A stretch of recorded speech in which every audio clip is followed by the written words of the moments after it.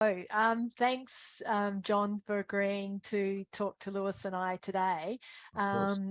And maybe you'd like to start by introducing yourself and perhaps the sort of role that you've had in IAP2, just as a starting point. I'm happy to. In fact, I'll give you the quick backstory. So it was back in around 1990, 1991. My background had been in media, broadcast. I had been a journalist originally, spent a great deal of time dealing with news media, that kind of stuff, gravitated to public relations and advertising. And at one particular point, I got a call from the Arizona governor's office asking me to come in and help the Arizona Department of Environmental Quality. 6 people happened to be stun-gunned at a particular public meeting, and the agency was in the process of kind of a meltdown.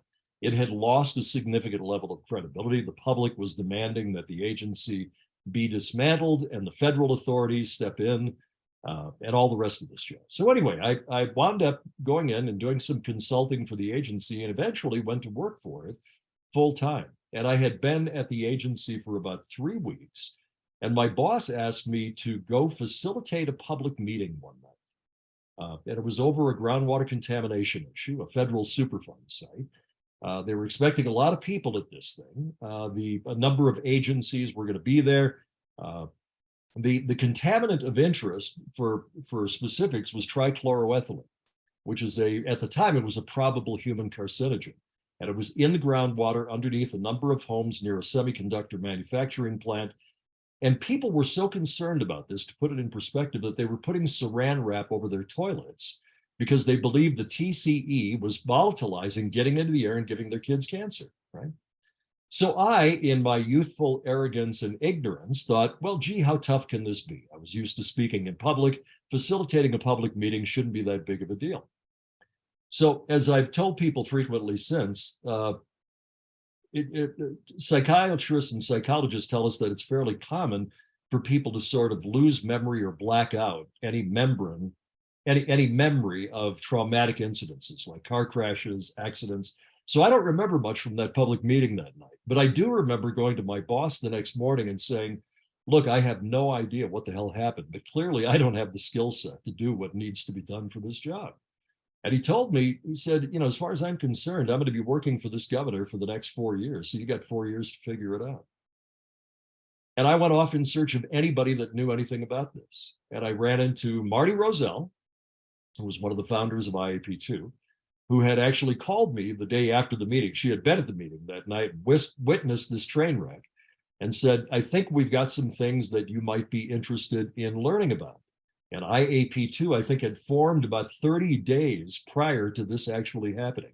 It was that close. So I became a member and got involved and started learning something about IAP3 at the time, right? And I also went off in search of a guy by the name of Peter Sandman, who was doing a significant amount of work around the idea of risk communication.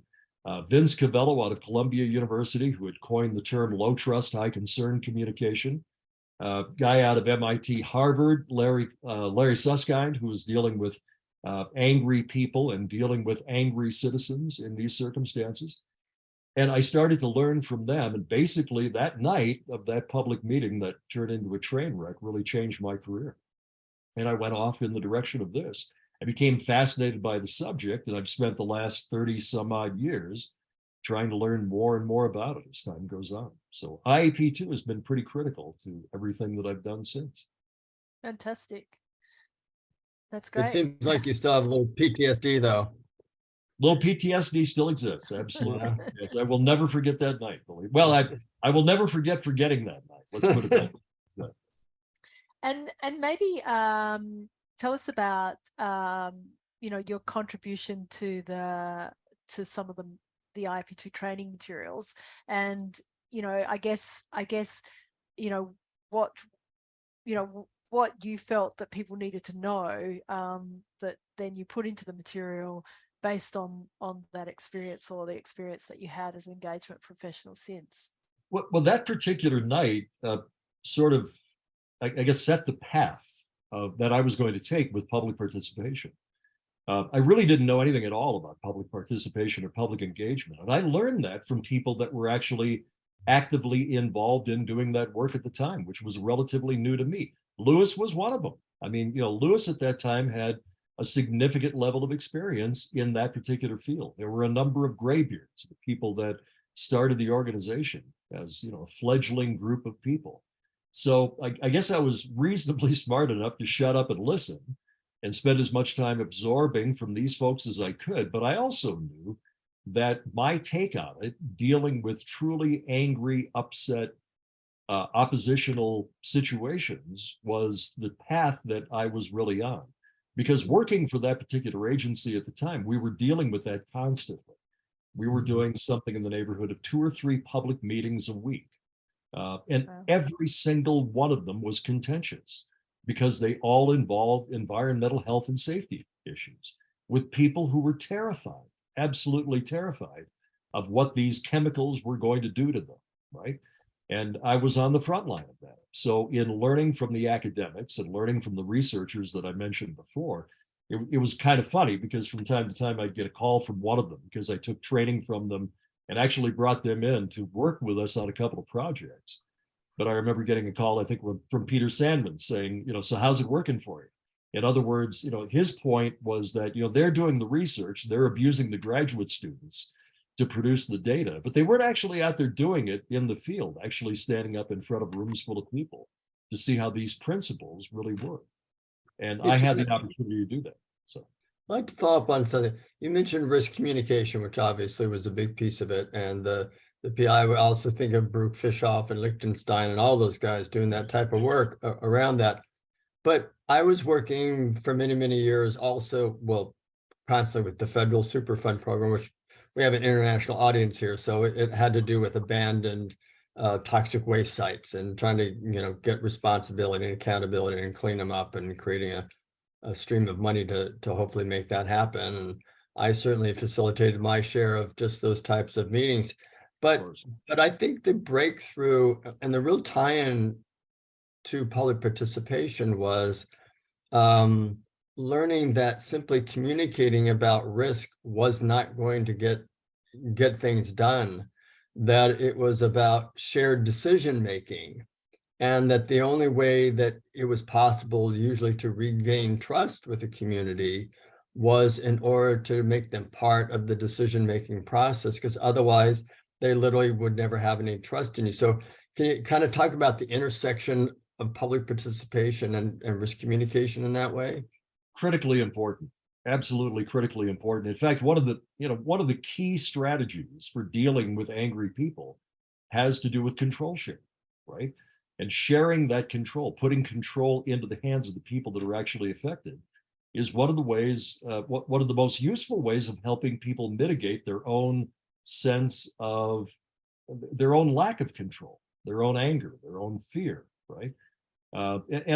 It's behavioral science. I mean, a lot of this isn't really rocket surgery, right? I mean, if you think about it, it's pretty logical stuff. But in terms of IAP2, what I recall at the time is that the organization was populated by a lot of people that were that tend to come from the sociology side of life. Right. And my background had been much more traditional, much more bohemian. I mean, I was a reporter, I was a public relations guy, I was an advertising guy. So I tended to look at things a little bit more pragmatically, I think, than a lot of my peers at the time. And I wouldn't even call them peers. I mean, I wasn't at their level. But I realized that the way that I looked at it, dealing with angry people in the behavioral science, was something that really hadn't taken root with IAP2 yet. So I remember at one of the first couple of, the two conferences, I think the first 2 conferences that I attended, I was asked to, do a session on my experience around dealing with these tough situations. And in doing so, it really tended to resonate. And they were really well attended. We got a lot of street talk and people were really interested in it. And I discovered that an awful lot of people that were doing public participation, community engagement, were running into the same circumstance. But the organization wasn't quite ready to embrace that yet. I remember early on having conversations with people when we were talking about the training in trying to institute some level of risk communication in the foundations program. the foundational material we were doing. And I got a ton of pushback, a lot of pushback. And at first we failed. People didn't want to talk about that. They didn't think that that played a role in true, authentic public engagement. But over time, more and more of us that were doing the work, I think, basically stood up and argued for the point that yes, indeed, it does. And eventually, it was incorporated. Early on, we tried to incorporate some of this material from Peter Sandman in particular, and people truly pushed back on it. But you're right. Eventually, they started to embrace it, at least in stages. So, yeah. And look, John, it's slightly, well, it's related, but not necessarily related to the original question. But I'm interested in your take on introducing Peter Sandman to that particular trainers, event that we had in Scottsdale, and what about if you could give some explanation about the dialogue between Peter and the public participation people at that point. An awful lot of the stuff that he talks about, and Peter admits this, he's worked for a lot of what most of us recognize are extractive companies, right? He does a lot of work with the oil and gas industry and mining industries, that kind of stuff. And a lot of the principles that he talks about can be used in a variety of ways. And an awful lot of people within IAP2 really saw this as sort of a coercive thing to do, not an honorable thing to do, not necessarily an ethical approach in taking. But the fact of the matter is that the principles are sound. The principles are universal, whether you use them for good or use them for evil. I mean, it's a behavioral science, and it's understanding that human behavior. It's understanding the social psychology of why people react the way they do to some circumstances. And once we got people to really understand that, they understood how that information and how those principles could be used in a very ethical way, which is something that we propose. I've never had an ethical quandary in using that material. I mean, I've never had, and I question it on a regular basis. And it comes up, quite frankly, when we do classes. People will indeed challenge it. Can't this be used in a less than honorable way? And my answer is always, well, yeah. I mean, it could be. I mean, you've got to check yourself and understand what you're trying to do. So everything that we've done has always been grounded in the ethics of authentic public participation. So, it works. It simply works. But I do know that was one of the things that was really, whether you were just starting out or whether you've been doing this for 20 years, when we delivered the training, it was very, very reassuring to practitioners that they could find an ethical foundation from which to do this work. And that's where they wanted to be. And sometimes they were challenged within their own organizations to do things that felt unethical to them, and they had nothing to fall back on. Suddenly they had an organization and a training and principles and a code of ethics to fall back on to say, no, we know this isn't the right thing to do because there's some outside authority who can back that up. That to me was the beauty and the magic of IAP2 from the very beginning, was not only that it worked, but that it gave people authority and confidence that they really were doing the right thing and doing it the right way. In the same way as what Lewis was talking about, people come to the training and they're kind of reassured because they're battling it out in their workplaces. Have you got any stories or particular scenarios along those lines? Without question. I mean, it comes up frequently.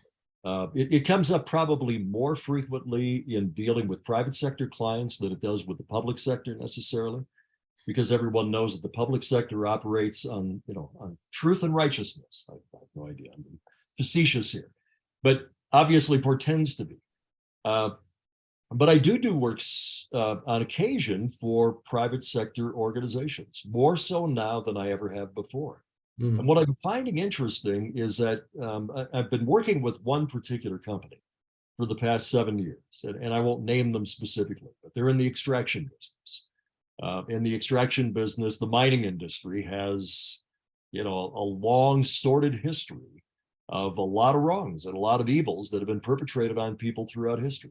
This particular company has a long sordid history of doing exactly that. But they've also recognized that they can't operate that way anymore. And they recognized that quite some time ago. And although they continue to make mistakes, and I would chalk those up as mistakes, I believe that their intent is honorable. And we have dragged them along on a process with a community advisory that has worked magnificently, because they have been absolutely transparent and honest about everything that they're doing. Oftentimes to their fear and oftentimes to their terror by their board of directors.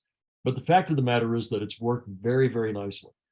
And it has been a combination of dealing with risk communication, dealing with the behavioral science of how people feel the way they feel, the fears that they have, real or imagined, and the ethics of honest public engagement and the principles of public engagement, and dealing with the spectrum, helping people understand how much influence they truly can indeed have, and finding those balances between what the company wants to do, what the community wants to do, and finding ways of doing joint fact-finding and finding ways of them sharing control over issues that the company has never shared control with before. And it's worked very well. So there are great case studies out there, can indeed be done. So you're saying that a private sector is easier to go through that process with than public sector, or? You see, it's easy. No, I think quite frankly, it's oftentimes more difficult. The public sector is driven by so many different outside influences, politics, particularly in the US, and Lewis can speak to this as well as I believe that the circumstance that we're dealing with right now in the US is rather unique in democracies around the world. I mean, we're really fighting at this point for democracy. And the whole business of public engagement, I think, has changed dramatically here in the US over the past 2 or 3 years, particularly with the federal government, in some of the things we're dealing with because of past politics. But I think in and of itself, the majority of people that get into the public sector and try to do this work do so because they are doing it for an honorable reason. I mean, the fact of the matter is that most people can make a whole lot more money in the private sector. And if you choose to get into a public sector job and you're dealing with the public, it's a very different animal. Typically, people are getting into it for the right reasons. So although it's, there's certainly are conflicts, and we certainly deal with those conflicts on a regular basis, I find it easier to deal with the public sector than I do oftentimes with the private sector. Private sector usually embraces this business, embraces public engagement, when they realize they don't have any other choice, because they've run into a brick wall. They can't get things done, and they need to find a better way. So they come to it with not just altruistic reasons, but good business reasons. Yeah. And it makes good business sense for them to do things the way that, we help them understand to do it. Margie, I think the big difference is between the two is that usually sharing information and being transparent is a choice for a private sector company, whereas in most cases it's required of the public sector. And I've been in so many conversations where the question with the corporate side is, do we have to tell them, right?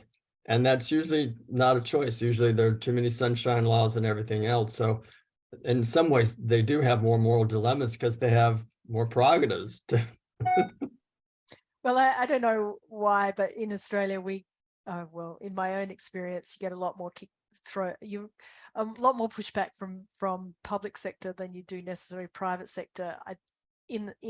In that situation, obviously, where there's an incentive, but in public sector you get an arrogance that basically says, well, we're the government, we can do what we like. And I mean, it's not to say that they don't go through the motions of what they have to do in a statutory way in terms of public engagement, but right. But they don't encompass it in the same way. And I think it's exactly for the same point that you're saying, John. It's that kind of, well, they've got no other choice in private sector when they're up against it, and we're heavily regulated in terms of the government, so therefore right. They're doing what they believe the government is going to require of them, while the government is not necessarily doing it anyway. That's a whole other kind of, Well, it plays differently in different countries. There's no doubt about it.